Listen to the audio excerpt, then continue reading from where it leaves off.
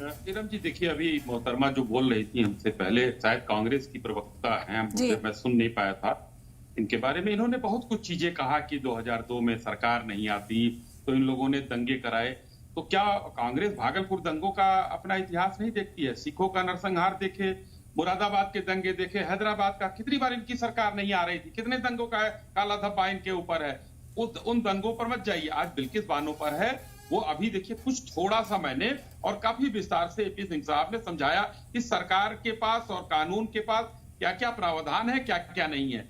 और ये हिंदुस्तान किसी सरिया कानून से नहीं चलता है, ये संविधान से चलता है। और संवैधानिक रूप से जो व्यवस्थाएं लागू हैं उन्हीं के साथ जो है, चाहे बिल्किस बानो के केस का हो या किसी और के केस का हो, उसमें क्या होता है, जो भी हुआ वो एकदम निंदनीय हुआ, गलत हुआ। उसके आरोपी पकड़े गए, वो दोषी साबित हुए, उनको दोष की सजा मिली, 15.5 साल वो रहे। उसके बाद भी सरकार प्रदेशों के पास छूट का कानून उपलब्ध है। हर सरकार में अभी देखिए बिहार में जो है किस तरीके से एक अपराधी को रिहा किया गया, और वहां पर कई लाइनों में परिवर्तन करके नीतीश जी ने रिहा किया है। उस पर कहां थी ये हमारी आज वो इंडी अलायंस की सदस्य हैं, ये उनके ऊपर भी सवाल उठाए, ये इनको उठाना चाहिए। सवाल इसलिए उठ रहा है, ठीक है, सवाल वहां पर भी उठना चाहिए, लेकिन हीनियस क्राइम है ये।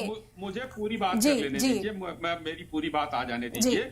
इनको सवाल वहां भी उठाना चाहिए क्योंकि ये इंडिया अलायंस के सदस्य हैं। वो उनसे पूछे कि क्या वो उन्होंने एक डीएम को मारा था तो क्यों उनको छोड़ दिया गया। दूसरी बात, अब मैं कहता हूं फूलमाला पहनाने की बात कर रही है, अगर कोई सजा पूरा करके आ रहा तो उस परिवार से पूछिए, उस परिवार का दर्द, क्योंकि अपराधियों को, दोषियों को सजा मिली कानून से, वो पूरा करके आ रहे तो उनके परिवार का किसी माला पहनाने से रोकने का कोई कानून हिंदुस्तान में नहीं है। और जो परिवार ने स्वागत किया वो हमने देखा, लेकिन मंच की जो तस्वीरें थी उनका बाकायदा एक दफ्तर में तकरीब का एहतमाम किया गया, इस पर क्या कहेंगे? फिर वहां उनके परिवार के सदस्य ही थे उस दफ्तर में, वो आप देखिएगा, फिर से आप लोग देखिएगा।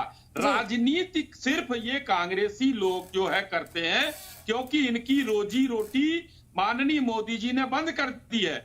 हमसे क्या मतलब है? सुप्रीम कोर्ट फैसला दे रहा है, दोषियों को अगर फांसी दे देता तो हम नहीं जाते वहां, फांसी चढ़ जाते वो लोग। जो दोषी हैं वो फांसी चढ़े, किसी को भी यहाँ पर अपराध करने की छूट सरकार के थ्रू नहीं है। सरकार चाहती है कि जो दोषी है, जो अपराधी है, उनको सजा मिले, चाहे जो हो न्याय संगत उनको।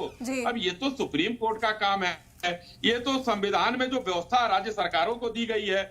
यहाँ का कानून तो कहता है, हिंदुस्तान के कानून में यह है कि हर व्यक्ति को फांसी की सजा नहीं दी जा सकती, उनको सुधरने का मौका भी दिया जाता है। तो हिंदुस्तान कानून से चलता है। अब ये लोग कितना उसका राजनीतिकरण करके कितना नीचे गिर सकते हैं ये लोग जाने।